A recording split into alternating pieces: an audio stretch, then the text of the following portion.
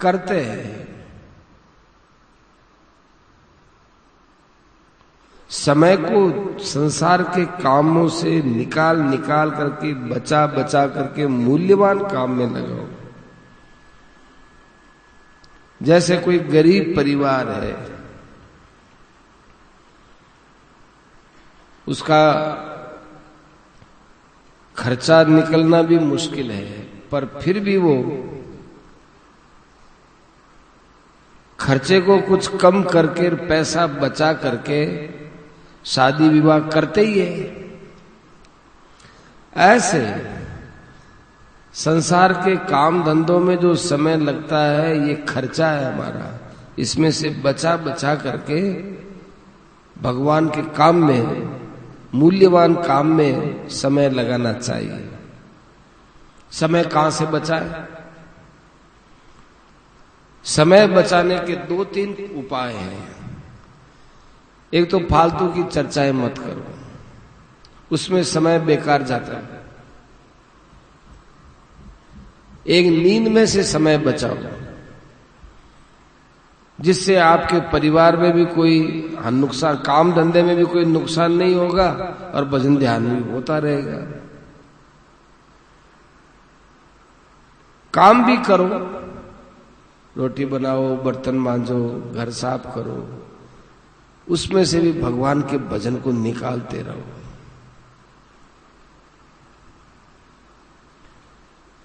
बीमार आदमी जैसे कर्राता है, ऐसे आपत्ति आने पर हे नाथ ऐसे पुकारो। ये पुकार भी भजन से ज्यादा है। नित्य कर्म करते हो, भजन ध्यान करते हो, इसमें कुछ सुधार लाने की जरूरत है। गीता जी के पाठ को भाव समझते हुए प्रेम पूर्वक करना चाहिए। गायत्री जप के प्रभाव को समझते हुए प्रेम पूर्वक करना चाहिए। गायत्री मंत्र करते समय मंत्र का जो भाव है, उधर लक्ष्य रखना चाहिए।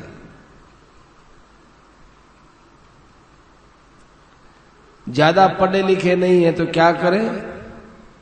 तो गायत्री मंत्र का अर्थ भगवान है, ये समझना चाहिए। गायत्री मंत्र में 3 चीज है, स्तुति, ध्यान और प्रार्थना। ये हम हरे राम राम मंत्र में भी कर सकते हैं।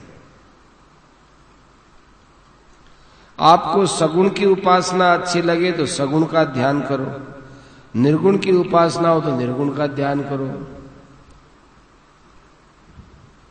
गीता का पाठ करो तो अर्थ समझ करके करो। जितने जितने उत्तम गुण है, उत्तम आचरण है,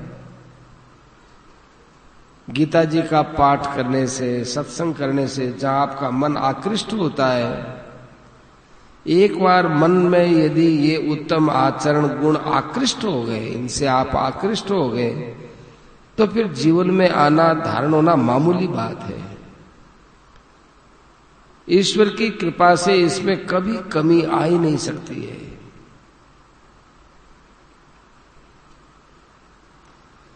भगवान की कृपा को अपने साथ देखो। भगवान की कृपा मेरे सिर पर है, भगवान की कृपा मेरे पीठ पीछे है, भगवान की कृपा मेरे बाईं ओर है, भगवान की कृपा मेरे दाईं ओर है, भगवान की कृपा सामने है। चारों तरफ मैं भगवान की कृपा में डूबा हुआ हूं, ऐसी भावना करें। बताओ उससे बुरे काम कैसे हो सकते हैं? उसके मन में ये रहती है कि सब तरफ मेरे पर भगवान की कृपा है, भगवान खुद है, तो फिर अब मैं बुरा काम कैसे करूं? बुरा काम भगवान को भूलने से ही होता है। उत्तम गुण, उत्तम आचरण करने के लिए जोश रखो, हिम्मत रखो। ये मनुष्यता है, ये गुण अपने में आने चाहिए। जो अच्छी बातें हैं उनको ग्रहण करने में परिश्रम क्या है, और जो हमारे नुकसान करने वाली बात है उसके त्याग करने में क्या जोर है। जैसे जहर से भरे हुए लड्डू हैं, अब इनको त्यागने में कोई जोर आता है? कितनी भूख लगी हो, परंतु जहर मिले हुए लड्डू खाने का मन ही नहीं करता, क्योंकि लड्डू का मिठास और भूख ये दोनों जहर के देखने में गौण हो जाते हैं। ऐसे ही संसार के जो भोग हैं और हमारे भोगने की इच्छा है, ये दोनों भोगों के परिणाम पर विचार करने पर गौण हो जाते हैं कि अरे ऐसे भोगों से क्या मतलब जो भगवान को भुला दे। ईश्वर की कृपा स्वाभाविक है। जैसे नीची भूमि में जल इकट्ठा होता है, उसी प्रकार ईश्वर की कृपा से सद्गुणों का समूह अपने आप आता, अपने आप। नाम जप का भी महात्म तो है ही, भगवान की कृपा है ही। जैसे सूर्य में स्वाभाविक प्रकाश है, ऐसे ही नाम जप का स्वाभाविक काम यही है कि हमारे में सारे गुण इकट्ठा कर दे। ये बहुत मूल्यवान बात है। हर समय आनंद में डूबे रहो। क्यों? क्योंकि प्रभु की कृपा है, और प्रभु की कृपा को याद करने का ये मौका है। और ये मानव शरीर का ढांचा खड़ा तभी तक हो सकता है, बाद में नहीं हो सकता। एक एक चीज आनंद देने वाली है। प्रभु की लीला, प्रभु का स्वरूप, प्रभु की दया, ये सब आनंद को प्रवाहित करने वाली है। यदि आनंद नहीं आया तो समझो कि अभी हमारी बात समझ में नहीं आई। जैसे किसी महान कंगले को पारस मिल जाए और कहीं लोहे से सोना न बना तो उसको वो पारस काम में लेना नहीं आया। भगवान के नाम, रूप, लीला, गुण ये एक एक बड़े विचित्र हैं। भगवान के गुणों में भी दया और प्रेम को विशेषता से याद करो। आनंद का ठिकाना ही नहीं है। बहुत आनंद है, ये उत्तम साधन है। आनंद में डूबे रहना ये उत्तम साधन है। बताओ, हरदम आनंद में रहने वाला भगवान के पास पहुंच जाता है, भगवान के दर्शन कर लेता है। हम संसार के सम्मुख हो रहे हैं, संसार को पीठ देकर भगवान के सम्मुख होना चाहिए। नेत्रों के सामने भगवान, बुद्धि के सामने भगवान, वाणी के सामने भगवान, नेत्रों से भगवान के दर्शन, हाथों से भगवान की पूजा, वाणी से भगवान का गुणानुवाद, कानों से भगवान की चर्चा। कितना आनंद है। जो कुछ आपके जीवन में हो रहा है उसको भगवान का किया हुआ मानकर मस्त रहो। डॉक्टर तो शरीर को फाड़ देते हैं, हड्डी को काट देते हैं, बेहोश कर देते हैं, परंतु इतना सब करते हैं वो हमारे हित के लिए करते हैं। क्या भगवान डॉक्टर जैसे भी नहीं है? इसलिए जो हो रहा है वो भगवान का किया हुआ हो रहा है। भगवान के सिवा वाणी से कुछ बोलना ही नहीं है। अपनी वाणी को हर समय भगवान का गुण गा रही है ऐसा ही समझ के उपयोग करो। किसी को भी देखो तो ये समझ करके देखो कि मैं भगवान का दर्शन कर रहा हूं। जो कुछ आपको प्रिय अप्रिय घटना दिखाई दे ये भगवान की लीला है।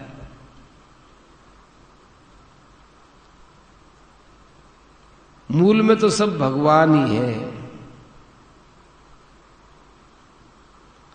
कान में कोई आवाज आए तो ये मानो कि वेद है वो भगवान की स्तुति कर रहे हैं।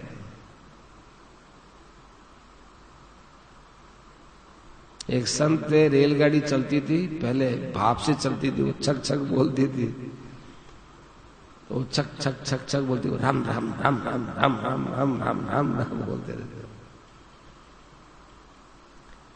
वो कहते थे कि इस अकेले में बैठ के राम राम करता हूं, इतना मन नहीं लगता है, रेलगाड़ी में बैठे बैठे ज्यादा मन लगता है। नेत्रों को खोलना मीचना है मानो भगवान के नाम का उच्चारण हो रहा है। नेत्र खुले तो रा, बंद हो तो मैं, राम राम राम राम राम राम। ऐसा करने से रोम रोम में राम राम होने लगेगा। प्रत्येक नाड़ी से राम राम, मन से राम राम, ये भगवान के सन्मुख होना है। मन, इंद्रियां, बुद्धि भगवान के सन्मुख हो जाए। श्वास से भी वही हो रहा है। ये धारणा बहुत उत्तम है।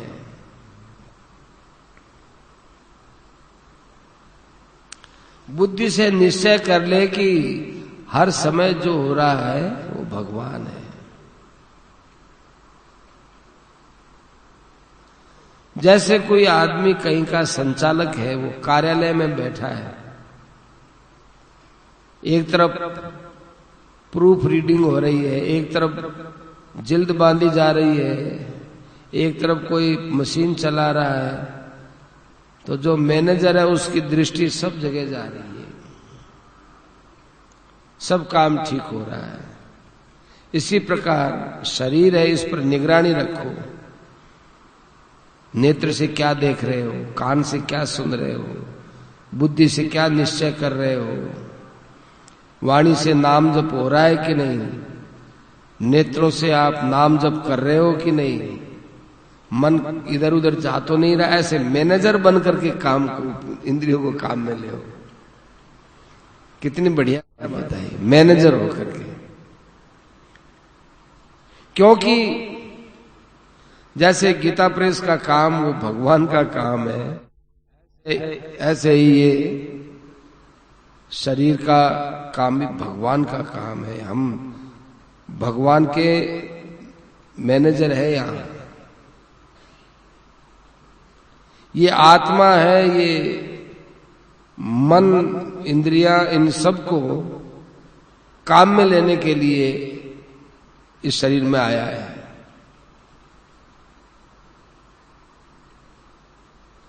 मन को रोकना नहीं है, बल्कि मन किधर जा रहा है उधर देखना है। यदि वो संसार की तरफ गया हो तो कहोगे रे ये संसार नहीं भगवान है। बस मन को रोको मत, मन को समझाओ। मन छोटे बच्चे के समान है, केवल भाव बदलना है। यदि मनुष्यों की ओर मन चला गया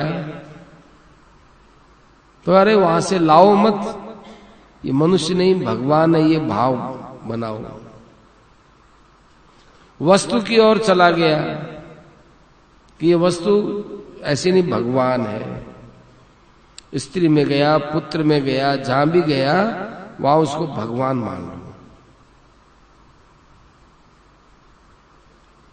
जैसे बढ़िया लोग फर्म का नाम बदल देते हैं, काम वही है, स्टाफ वही है, पर अपना फर्म का नाम बदल दिया।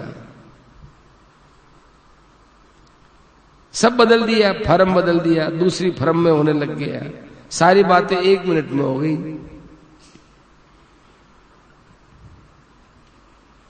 जब हमारे मन में ये विचार पक्का हो गया कि सब कुछ भगवान है, फिर ये मन कहीं जाओ ना, भगवान के बाहर जा नहीं सकता।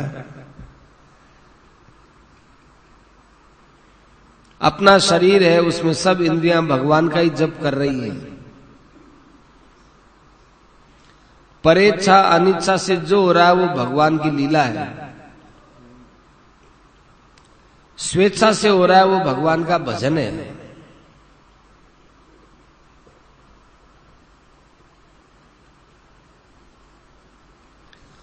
पदार्थ रूप से वे भगवान है। निश्चय रखो सब परमात्मा है। भगवान ने अनेक रूप धारण किए। भागवत में आता है बछड़े भी भगवान, ग्वाल बाल भी भगवान, सब सामग्री भगवान, बछड़ों के कपड़े भी भगवान, ग्वाल बालों के कपड़े भी भगवान, बछड़े जाकर दूध पीते हैं वो स्वभाव भी भगवान। औरों के लिए संसार हो उससे हमें क्या मतलब, अपने लिए तो भगवान है। अपने द्वारा जो चेष्टा है वो भगवान का भजन है। या तो यूं समझ लो, रिया भगवान ने मेरी डोर अपने हाथ में ले रखी है और भजन करवा रहे हैं। ये सबसे ऊंची बात है। हमारी डोर भगवान के हाथ में, भगवान भजन करा रहे हैं। वाह भगवान, बाहर से जो हो रहा है वो लीला है, मेरे द्वारा जो हो रहा है वो आप करवा रहे हो। निहाल कर दिया। भगवान की लीला को देखकर हंसते रहो, खूब प्रसन्न रहो। और ये भी देखो कि मेरी चेष्टा देखकर भगवान हंस रहे हैं, तो भगवान की लीला देखकर मैं हंस रहा हूं। इसलिए एक दूसरे को हंसते हुए ध्यान करो। ऐसे साधन करते हुए आनंद का ठिकाना ही नहीं रहे। बचपन में लुक छिपनी खेलते थे। जब कोई छिपा हुआ दिख आता तो कहता है ये क्यों छिपता है, तू दिखिया या मेरे को, तो वो खेल वो प्रकट, हाँ दिखिया। ऐसे ही जो सबको भगवान को देखता है वो भगवान कहता है हे भगवान आप कैसे छिप सकते हैं, तो भगवान प्रकट हो जाते हैं।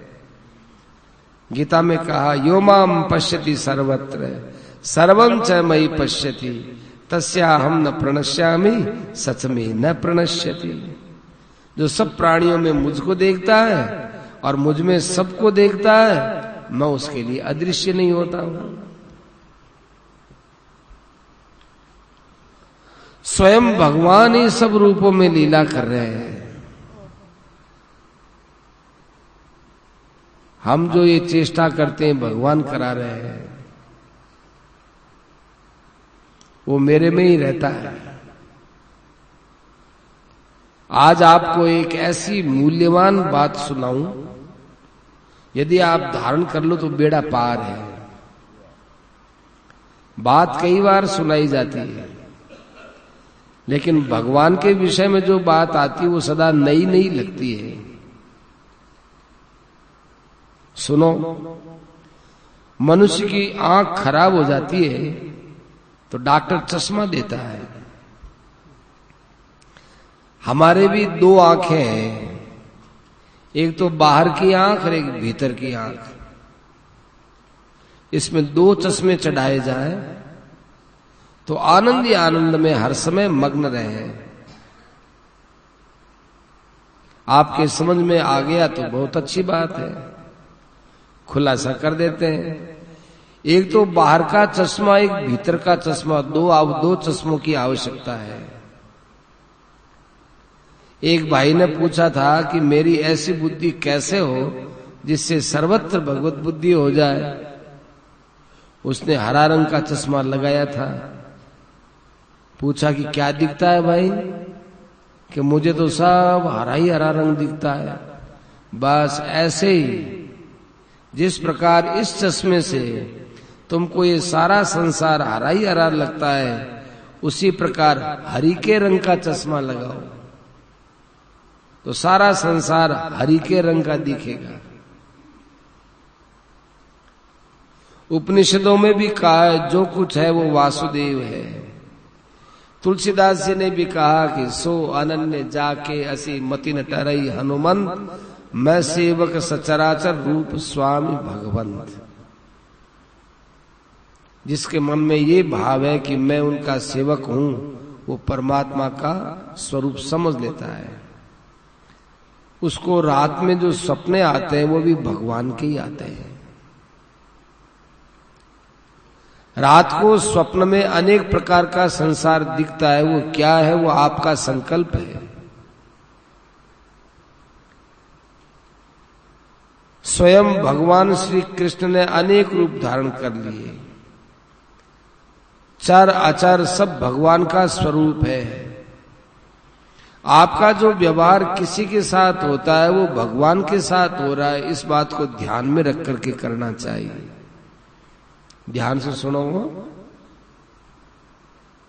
सासू जी नाराज हो नहीं होनो। क्यों? कि सासू जी नाराज हो तो सोचना अरे भगवान से नाराज हुआ, पाप लागी, भगवान से नाराज। सासू जी करड़ी बोले तो नहीं भाई, भगवान करड़ा बोल सके, बड़ा है। तो ऐसा समझकर हम व्यवहार करें तो हमारा उद्धार हो सकता है। ये बाहर का चश्मा है। बाहर देखो भगवान लीला कर रहे हैं, नटवर हैं। कभी अच्छे स्वभाव की लीला करते हैं, कभी क्रोध स्वभाव की लीला करते हैं, और लीला करके भगवान प्रसन्न होते हैं। अपने भी प्रसन्न रहो। भगवान इतनी विचित्र लीला क्यों करते हैं? हमको प्रसन्न करने के लिए। और हमें प्रसन्न देख करके भगवान प्रसन्न होते हैं, तो अपने प्रसन्न हो जाओ। कोई भी घटना घटती हो, हम उसमें प्रसन्न हो जाएंगे तो भगवान प्रसन्न हो जाएंगे। छोटा बच्चा कुछ भी करता है और वो हंसता है तो माँ बाप हंसते रहते हैं। अब आपको भीतर का चश्मा बताएं। देवता लोग जब पेश नहीं पा सके तो ब्रह्मा जी से कहा कि दूसरा साधन बताओ कल्याण करने का। तो ब्रह्मा जी ने कहा एकांत में जाकर बैठ जाओ, मन में जो भी विचार आए उसको भगवान का स्वरूप समझकर ध्यान करो। जो संकल्प आए उसको हटाओ मत, उसमें भगवान की भावना करो। ये अंदर का चश्मा है। कोई भी फुरना हो उसका त्याग कर दे, ये भी एक मार्ग है, किंतु ये कठिन मार्ग है। और उसको भगवान का रूप समझे, ये सरल मार्ग है। कितना अच्छा चश्मा है।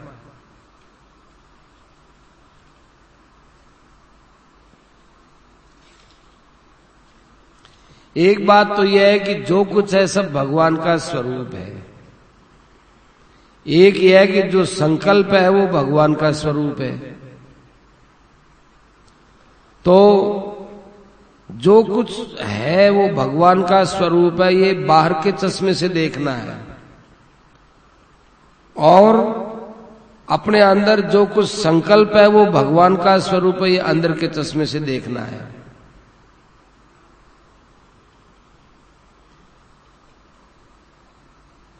जैसे अपने नेत्रों के सामने कोई मनुष्य पड़ा है, अरे इसमें भगवान है। गधा आया, उसके सामने उसके हृदय में भगवान है। तुलसीदास जी की रामायण में आया कि भगवान ने वाल्मीकि जी से पूछा मैं कहां रहूं? तो वाल्मीकि जी ने कहा कि जहां आप नहीं हो वो जगह बता दो, उसके बाद हम जगह बता देंगे। तो हमें सबके अंदर भगवान देखना चाहिए। ये बाहर का चश्मा है। भीतर का चश्मा यह है कि भीतर में कोई फुरना हो तो उस चीज में भगवान को देखे।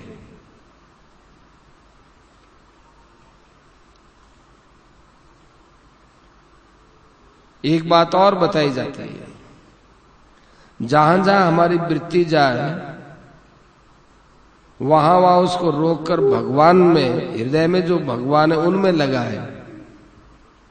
यह भी एक उपाय है। समझ में आ जाए तो बेड़ा पार है। इसके समझने के लिए भगवान का नाम छोड़ना नहीं चाहिए।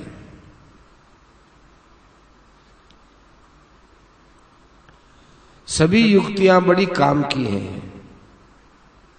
आपको जो युक्ति पसंद आए उसे आप स्वीकार करो। एक बात और याद आई, अभी जो बातें चली हैं ये बहुत ऊंची कोटि की बात है, उच्च कोटि का साधन है। बाहर भीतर ऊपर नीचे एक भगवान आनंद रूप से विराजमान, वाणी के द्वारा आनंद, मन में आनंद, ध्यान में आनंद, आनंद ही आनंद। जैसे आकाश में चलते हैं, आकाश में दौड़ते हैं, आकाश में बैठते हैं, आकाश में सोते हैं, आकाश में खाते हैं, आकाश में पीते हैं, ऐसे आनंद ही आनंद, आनंद ही आनंद है। हर समय प्रसन्न चित्त रहना चाहिए। चित्त में जितना आनंद रहेगा उतने ही विक्षेप नष्ट हो जाते हैं। आनंद में मग्न रहने का दो उपाय, ज्ञान और भक्ति।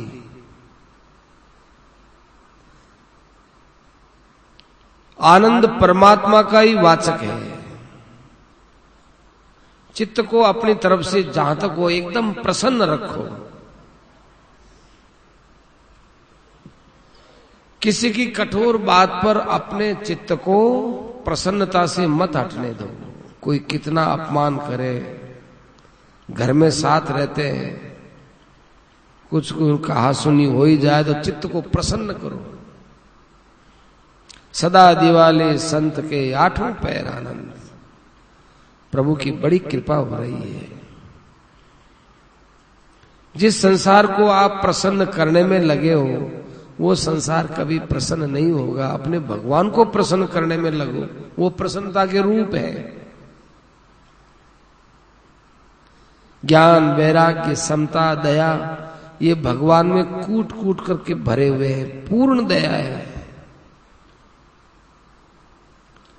भगवान हमारे है, सर्वशक्तिमान है, दयालु है, क्षमाशील है। हमारे दुखी होने का तो कोई कारण ही नहीं बनता। भगवान हमारे साथ है, उनकी कृपा से क्या नहीं हो सकता है। इसलिए उनसे मिलने की, दर्शनों की लगन लगाओ। लगन लगन सब कोई कहे, लगन कहावे सोय, नारायण जा लगन में तन मन दीजे खोए।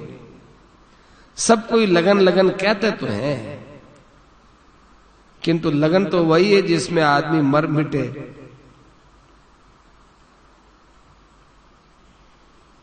तन मन को भुला दे भगवान के लिए।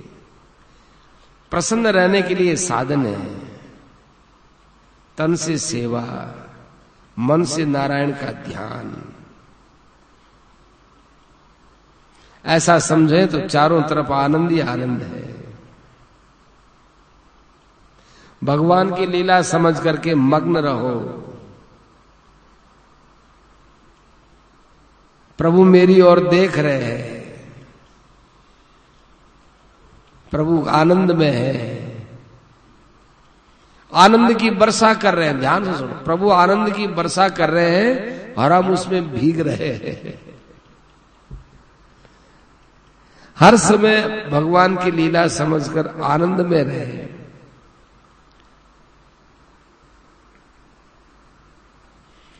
जिसको हमने संसार समझा था उसमें संसार का भाव निकल गया, भगवान रह गए।